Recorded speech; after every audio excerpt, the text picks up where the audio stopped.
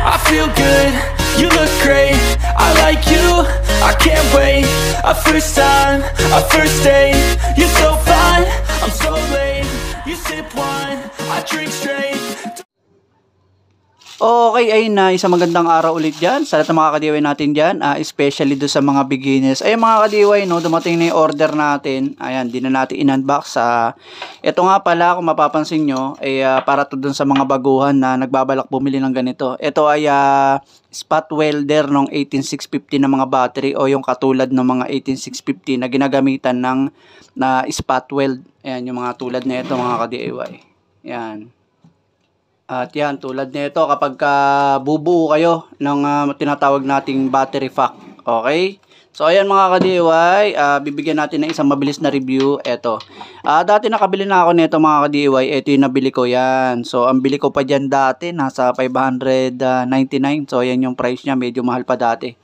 Pag tumatagal na yung panahon, medyo nagbumura na yung mga pyesa. No? Ito, okay itong isa na to kasi meron kasi siyang para dito, no, yung may display kasi siya mga kadiway. Yung isa kasi na nabili ko dati, ayan, wala kasi siyang display. Pagkatapos, ang pagkakaiba pa nila, yan dati yan ay para bang na ano lang siya, yung selection niya parang hanggang 5 lang. Oh, hindi katulad nito mga ka-DIY, hanggang 10 yata yung selection nito or 9. So, masiset mo siya ng mataas. So ayan, mabilis lang naman to mga ka-DIY pag tumingin kayo nito at makikita nyo naman madali lang siya ikabit. At yan, pagkakabit naman nito mga ka-DIY madaling makikita nyo, no. So makikita nyo rito yung lagayan ng battery. So ayun, ito lang yon. Itong dalawa na to. Yan, itong dalawa na to na may eyelet terminal.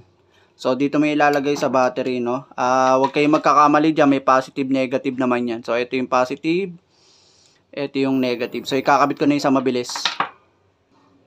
At yan, nakabit na natin yung para sa positive negative na may nakalagay na battery. Kasi, ino-operate lang to ng battery mga ka-DIY. So, yung susunod naman yung pen. Ito yung para sa pen. May nakalagay din dyan, positive at negative. Okay, yan, nakabit na natin na isang mabilisan lang. So, hindi naman kayo malilito kasi may guide naman yung mga ka-DIY. Basahin nyo lang mabuti, okay? So, ito na yung ating pen. Ito yung sa ating battery. At kailangan natin syempre ng battery. Based doon sa nakita ko, pwede ro yung 20 Ah na battery. So, ito yan 25 Ah pa yan mga ka-DIY. So, makikita nyo naman, positive, negative. Lalagay lang natin tong ating sa battery, okay? Terminal. So, mabilis lang, kabit ko lang. Okay, yan, nakabit na natin mga ka-DIY. Usog ko lang ng bahagya. And then, ito na yung ating module, no. May pindutan yan dito, no. Yan. So, pag pinindot natin yan, ayun, yan yung pinaka number 1 niya, halos 0. Tapos, 2.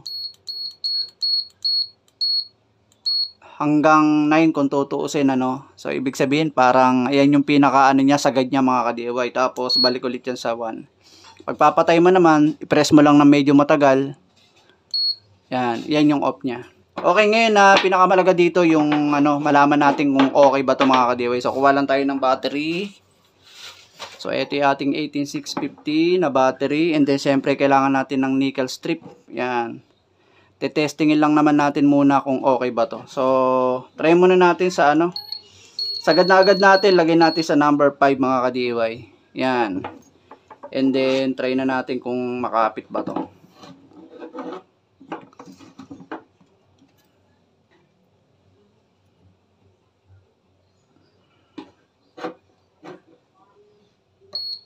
Doon, tumunog na siya agad. Try pa natin isa para sure. Yan. Yan natin. Whoops! Wala. Hindi makapit. Lagyan na natin sa 7. Yan, 7 na yan. Tignan natin kung kakapit siya mga ka-DIY. And then, isa pa. Para sure ball. Op! Wala pa rin mga ka-DIY, di pa rin makakapit. Sagad na natin. Lagay na natin sa 9. Yan na, pinakadulo na yan. Nasa dulo na yan Tignan natin kung kakapit tong ating nickel strip. Sinagad ko pa yan Nakasagad na yan sa number 9. Tignan natin kung kakapit. Ayun. No! Iyon ang masaklap mga ka-DIY. Pero wag tayo mawawala ng pag-asa kasi meron pa isang technique dito mga ka-DIY. Baka kasi ito yung mangyari sa inyo at madismaya kayo sa inyong binili. Kinakailangan natin ng mas maganda-gandang battery. Ito okay naman tong battery na to mga ka-DIY. Pero idodoble natin yan. So papakita ko sa inyo ano ibig ko sabihin. Okay yan mga ka-DIY. So ito ibig ko sabihin, kinailangan natin ng dalawang battery. Ito, yan, parehas yan 20Ah. Yan, dalawang battery gagamitin natin dyan. Pero 12 volts pa rin. Ang gagawin lang natin dyan, ipaparallel lang natin yan. Yan, parallel. Ganyan mga ka-DIY. So, tsaka natin kakabit yung ating device. Ayan, okay. So, gawin ko na isang mabilis. Kabit lang natin. Okay yan mga ka-DIY. Kung napansin nyo, parallel yan ha. Ayan, positive sa positive, negative sa negative. So, dalawa lang yung ginamit natin. So, usog lang natin ng bahagya. At itatry na natin ulit. Yan. So, ito, continuous na to. So, okay. Gear na natin agad. Yan. Lagay na agad natin sa number 5 para magkaalaman na.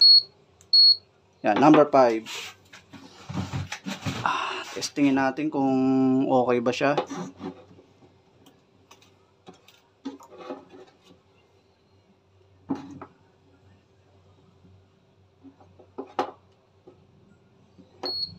Yun, medyo malakas yung ano ha. Oh, okay mga ka-DIY, kapit. Ayan oh, ang kapit oh. Number 5 pa lang yan. Ayan oh. Hindi ko na siya maano. Hindi ko na mga ka-DIY. Kailangan na natin. Ayan oh. Kita nyo, makapit siya mga ka-DIY. Lagay natin sa ano. 7 na tayo. 7. Tignan na natin kung okay.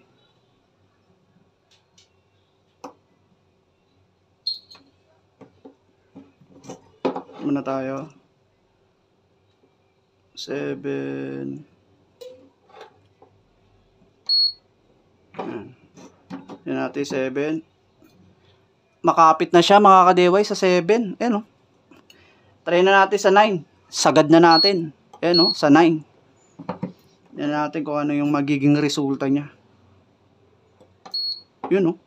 Mukha talagang malakas mga ka-DIY. Ayan. Ang lakas. Tigas na siya. Ayan o. Tamo? Nakita nyo mga ka-DIY, napunit na siya. Isang katunayan talaga na dikit na siya. Ayan o, napunit na o. Okay, so ayun mga ka-DIY, para do sa mga bumili nung ganito, baka kasi isa lang yung gamitin yung battery, madismalya kayo. So ang diskarte, gawin yung ayan, dalawa, parallel nyo yung 20Ah mga ka-DIY. Kailangan kasi mataas yung kanyang amp. Or gumamit kayo mga ka-DIY nung 12 volts na ganito pero 35Ah yung medyo mahaba kasi dati yun yung ginagamit ko. Kasi ito lang kasi available natin. O kaya yung mga lithium battery pack na medyo matataas yung kanyang amp. Okay? So pwede rin naman yun. Pwede kayo mag-experiment. Okay, ayun, hanggang doon na lang mga ka-DIY. Maraming salamat sa panonood. Thank you.